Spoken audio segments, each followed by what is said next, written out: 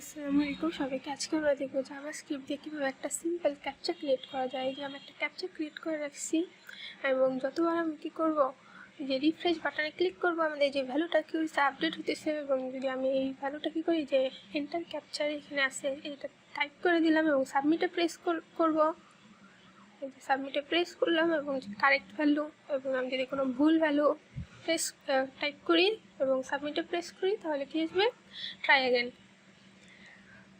এবং যতবার আমি পেজটা লোড করবো, আমার এই ভ্যালুটা কীভাবে আপডেট হবে। সো এই যে আমাদের একটা ক্যাপচা সিম্পল, এই ক্যাপচাটা এখন আমরা ক্রিয়েট করবো, দেখবো কীভাবে আমরা জাভাস্ক্রিপ্ট দিয়ে এই ক্যাপচাটা তৈরি করতে পারি। ওকে, সো আমরা আমাদের কোড এডিটরে ফিরে আসলাম। এখানে আমাদের মার্কআপ করা আছে, আমি একটা ফর্ম নিছি এবং যার মধ্যে কিছু ইনপুট নিছি। এই যে আমাদের ইনপুট টাইপ কি টেক্সট এরিয়া, এই যে যেখানে আমাদের ভ্যালুটা শো করবে এখানে, তার জন্য একটা ইনপুট টাইপ টেক্সট এরিয়া নিছি।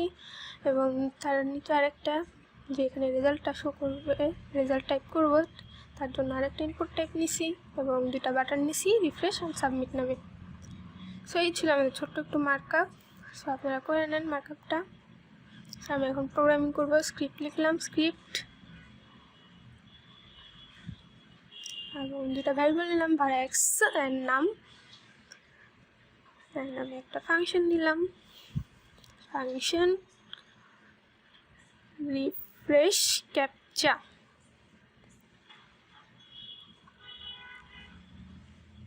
অ্যান্ড এই ফাংশনের মধ্যে আমি কী করলাম, একটা ভেরিয়েবল নিলাম, নাম ইজ ইকুয়াল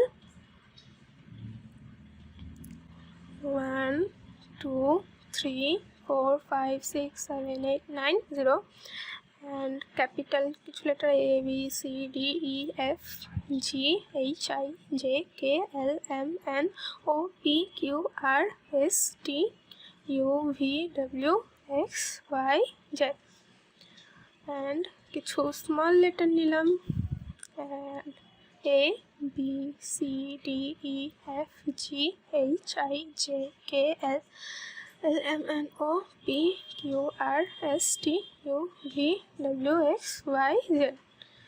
সো এরকম আমি একটা ভেরিয়েবল নিলাম। এই ভেরিয়েবল কী করবো, এখন আমরা র্যান্ডমলি জেনারেট করব।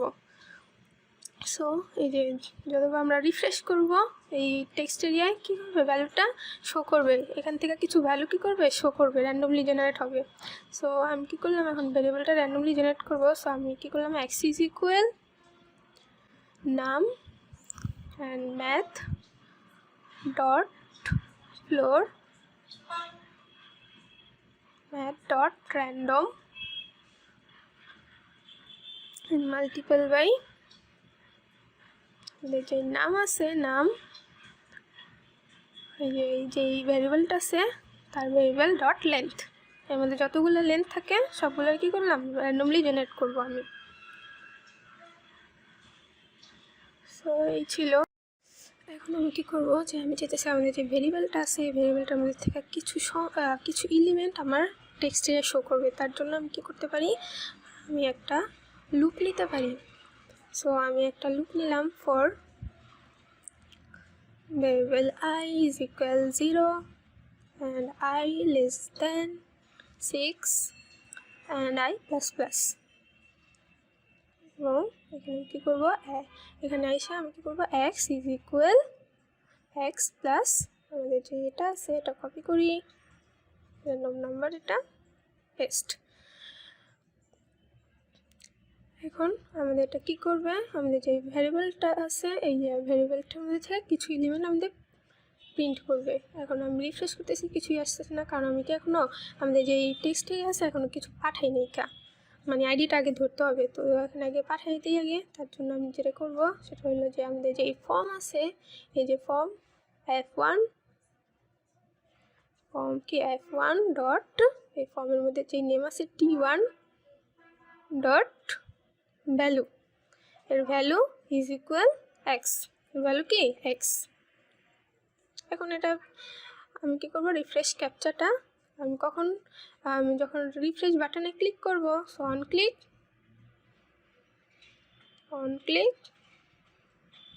এই ফাংশনটা তখন কাজ করবে। সো আমরা এখন লোড করি, এখন আমি রিফ্রেশে ক্লিক করতেছি, এখন দেখুন যে কবার ক্লিক করতেছি আমাদের ভ্যালুটা কি হইতেছে, আপডেট হইতেছে। কিছু সংখ্যা, ধরো 7টা সংখ্যা আসতেছে এবং ভ্যালুটা কিছু আপডেট হইতেছে, এবং আমি যখন পেজটাও লোড করবো তখন এটা ভ্যালুটা আপডেট হবে। তার জন্য আমি কী করতে পারি, আমার যে বডি আছে বডিটা আমি কী করবো, অনলোড ইজ ইকুয়াল এই ফাংশনটা রিফ্রেশ ক্যাপচা ফাংশনটা তখন কাজ করবে। তো আমি এখন লোড করি, এখন দেখেন যতবার বডি লোড করতেছি আপডেট হতেছে ভ্যালুটা, এবং রিফ্রেশও ক্লিক করলে ভ্যালুটা আপডেট হতেছে। এখন আমি এই ভ্যালুটা যখন আমি যে টাইপ করবো এখানে এবং সাবমিটে প্রেস করবো, তখন সঠিক হলে সঠিক এবং ভুল হলে ভুল, এরকম একটা কিছু দেখাতে চাই। তার জন্য আমি কী করলাম, আরেকটা ফাংশন নিতে পারি, সো আমি একটা ফাংশন নিলাম, ফাংশন চেক ক্যাপচা। এখন আমি চেক ক্যাপচা ফাংশনটার মধ্যে কী করব, এখন আমি একটা ভেরিয়েবল নিতে পারি,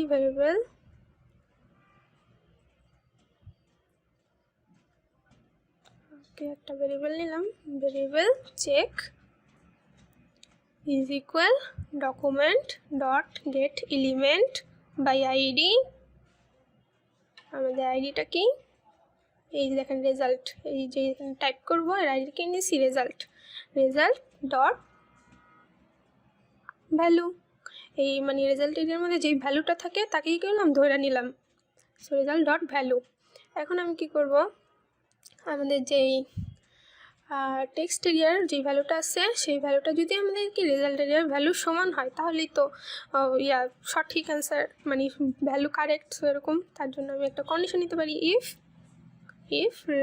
এক্স ইজ ইকুয়াল চেক, মানে রেজাল্ট এরিয়ার ভ্যালু আর টেক্সট এরিয়ার ভ্যালু কি সমান, x is equal check double is equal check হলে আমি একটা অ্যালার্ট দিলাম, যদি সমান হয় তাহলে অ্যালার্ট কী আসবে, কারেক্ট ভ্যালু। যদি টেক্সট এরিয়ার ভ্যালু আর রেজাল্ট এরিয়ার ভ্যালু সমান হয় তাহলে একটা অ্যালার্ট দিলাম কারেক্ট ভ্যালু, এলস অন্যথায় একটা অ্যালার্ট দিলাম try again. So try again, আমরা সেভ করি। এখন আমরা